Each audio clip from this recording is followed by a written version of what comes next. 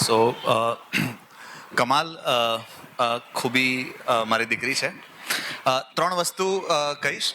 ખાસ કરીને જોવા જઈએ તો કોઈ પણ કન્ટ્રી માટે એટલે દેશને આગળ વધવા માટે, અને જેમ આપણા કોન્સ્ટિટ્યુશનમાં કીધું છે કે સાયન્ટિફિક ટેમ્પરામેન્ટ આપણે ડેવલપ કરીશું. આઈ થિંક આટલી નાની ઉંમરના છોકરાઓને સાયન્સ શું છે એની માટે જેમ બીજ રોપવાની વાત કરી એ મને ખૂબ ગમ્યું.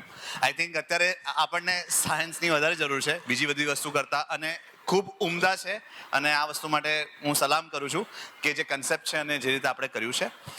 સેકન્ડ બે વસ્તુ છે કે નામ લર્નિંગ ટ્રી છે, અને હું દિલથી એવી આશા અને અમારા આઈ એમ શ્યોર કે અહીંયા જેટલા પણ લોકો છે બધા જ વિચારશે કે આ એક એવું વૃક્ષ છે કે જેને કોઈ પાનખર નહીં નડે, 12 માસ વસંત જ રહેશે, સ્પ્રિંગ જ રહેશે, અને ખૂબ મોટું થાય.